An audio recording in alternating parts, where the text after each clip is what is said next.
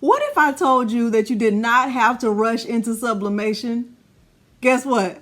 You don't have to rush into sublimation. Hello, everyone, and welcome to Cricketing with Delonda. It's me again, Delonda, and thank you so much for joining me today. In today's tutorial, I am going to show you the difference between doing sublimation and using Siser EasyColor DTV.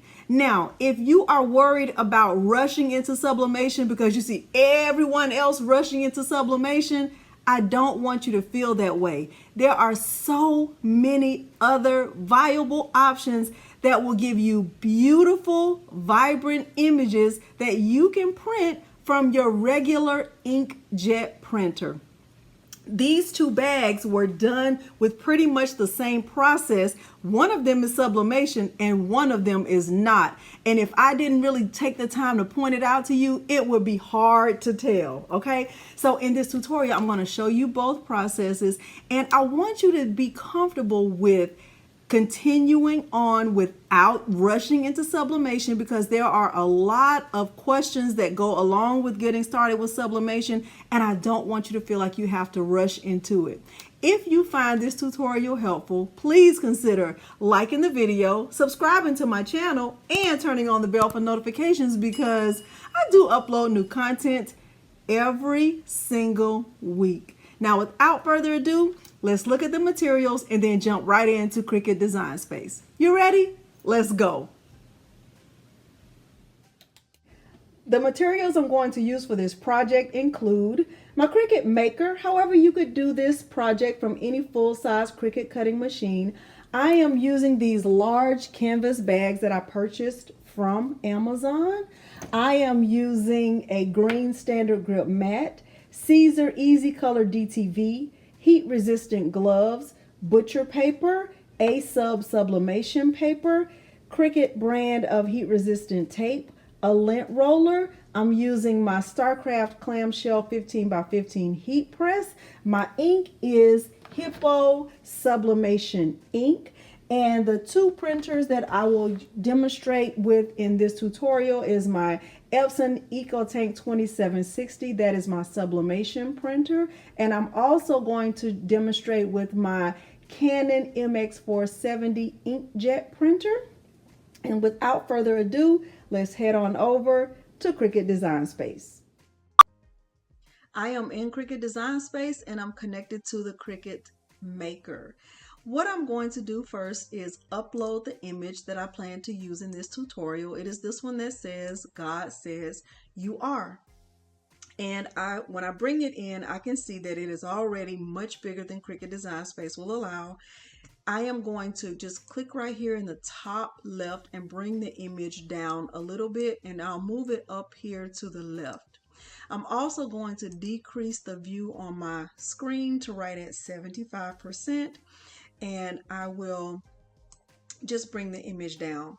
Now, because I see this message right here, I know that I can look at this and see what is going on. What is Cricut Design Space trying to let me know? It is letting me know that my image is too large for 8.5 by 11 size paper, which is the size of paper I'm using.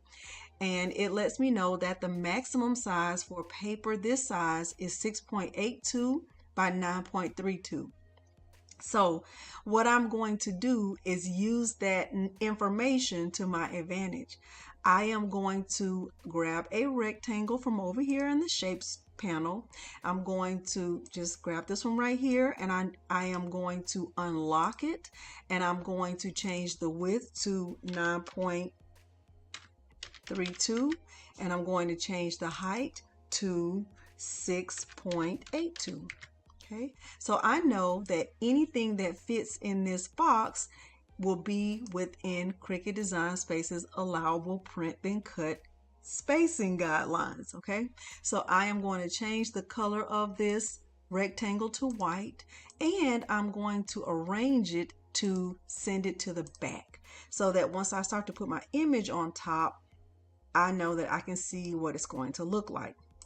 So I know I need to resize my image, and no matter what size I make it, as long as this image fits in this box, I am good to go. Now I like it like this, but I want to maximize the space as much as I can. So what I'm going to actually do is unlock this, and I am going to bring the width up.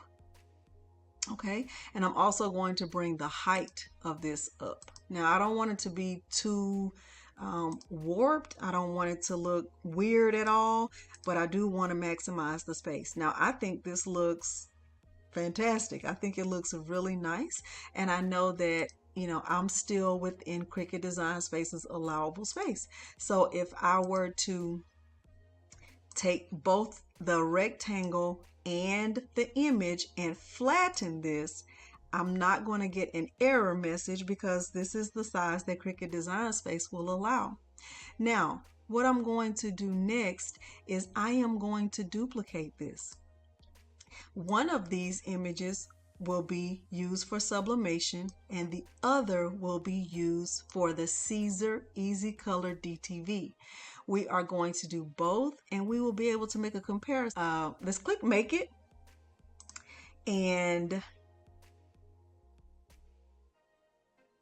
okay, so I have my image right here, image number 1 and image number 2. And we will get these printed. I'm going to print one of these from my Sublimation printer, and my print then cut number 2 I will print from my regular Canon MX470 printer. So I'm going to click continue. Okay, so let's go back to image number 1. Let's send it to the printer. Going to choose my Epson EcoTank 2760 series printer, and I'm going to turn the ad bleed off. I am going to use the system dialog. I'm going to click print.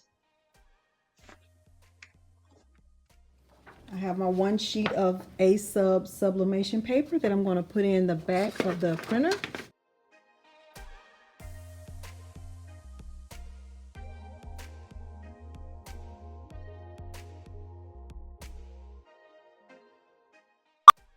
Now for my print then cut of the Siser EasyColor DTV, I'm going to send this to the printer. I'm going to turn the ad bleed off, and I'm going to use my system dialog. I'm going to go to my Canon MX470 printer. This is not sublimation. I'm going to click print. Going to navigate to that printer, the Canon MX470. I'm going to go to my preferences. For paper, I am going to use photo paper. I choose glossy photo paper, and the print quality is high. And I'm going to do a preview before printing. I'm going to click OK. I'm going to click print. And I want you to see that on my first image, it was mirrored. This one is not mirrored. Okay, so I'm going to get it printed, and it's going to look just like this. And now we will go over to the printer. Once I click print, that will be done back on the camera. Okay, I'm actually going to put this in with the white side facing down and the darker gray side facing up, because my paper goes in and it comes out the opposite way. So I'm going to put the paper in like that, and I'm going to click print.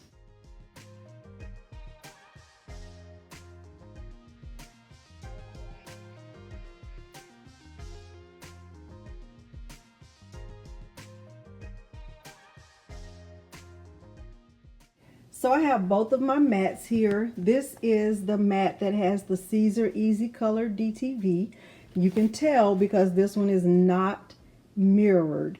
And this other mat has the sublimated image, and you can tell because this one is mirrored, okay? And I am going to get the Siser EasyColor DTV cut first, and I'm just going to use the regular vinyl setting for this.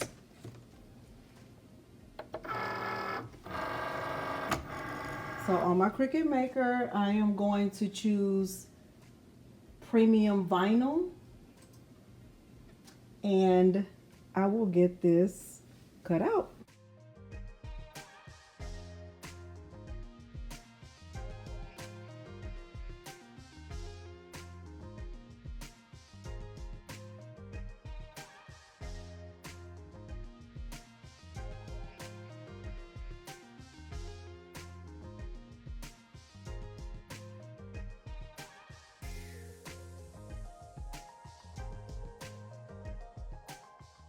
Okay, I can look at it and tell that it is cut all the way through. So I'm going to get this removed from my machine. Remember, this is the Siser EasyColor DTV. Now I'm going to get the sublimated image placed into the Cricut Maker.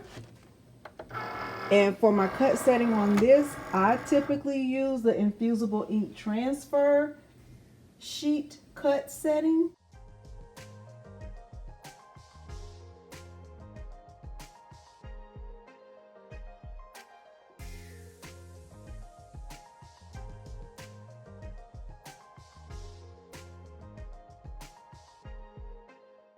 Okay, I'm going to check it again, just like I did with the Siser EasyColor DTV, to make sure it's cut. I can tell that it is, and I will get it removed from my machine.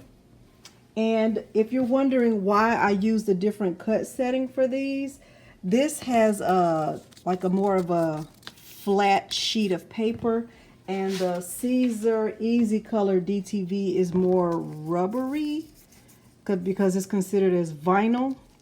So that's why I use a different cut setting. Okay, but that is a matter of personal preference. I'm showing you what has worked for me. Okay, now let's get this pressed. I will press this one first.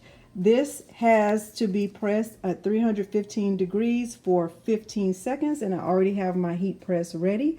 So let's move over to the heat press. The first thing I'm going to do with the bag is just do a quick pre-press. Just about 10 seconds. Now, I'm going to be careful with this bag because I don't want to burn this little handle right here. And I'm also going to be careful about the zipper. I don't know if you saw my last video where I used these bags. Now, the zipper withstood the heat, but I don't want to risk it. So I'm just doing a quick pre-press. Now, with the Siser EasyColor DTV, because it is just one full image and I'm not having to pull pieces apart, I know I can just pull this away from the edge or the rim of this, and this is just one piece that I can lay flat. I don't need the mask, the TTD mask that you can purchase with this. I am going to just place it flat down on the bag in the middle, or as close to the middle as I can get it, and try to make sure that it is straight. Okay, now the pre-press is important. I don't need to put anything on top. I'm going to just press it just like this.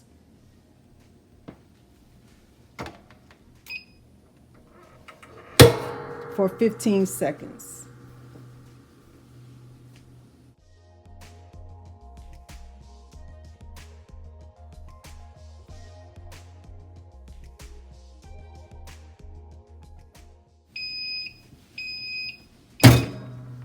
It's stuck a little bit, but it's okay. So there is the bag. Now I am going to get a sheet of parchment paper and put on top to smooth this out just a little bit. I'm going to press it one more time.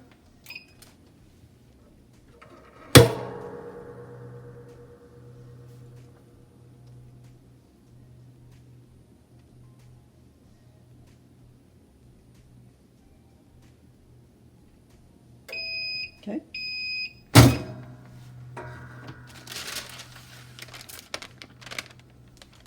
And this is the finished product.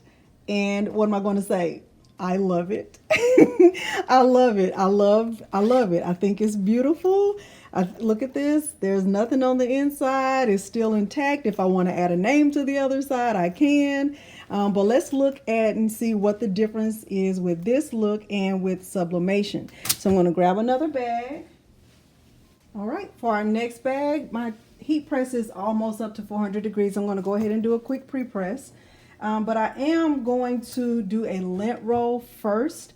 So another difference with the Siser EasyColor DTV and Sublimation is that I will need to lint roll this first just to make sure there are no blue fibers. So let me get my lint roller. Okay, I have my lint roller. So what I'm going to do is just go over the bag, make sure there's no lint. That's actually what those blue fibers are. And I'm going to do a quick pre-press.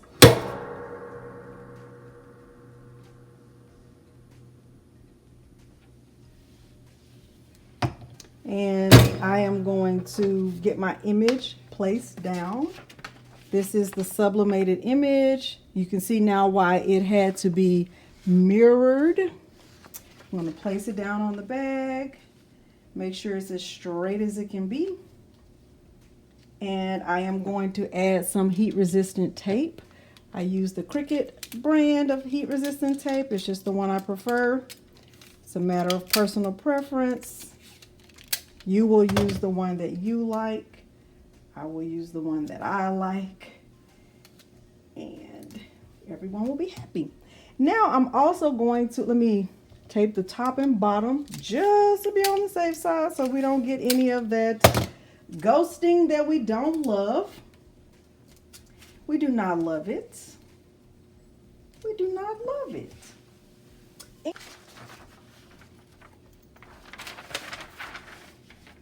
The purpose of the butcher paper is to make sure that none of that ink gets on my heat press. And we will press this for 60 seconds.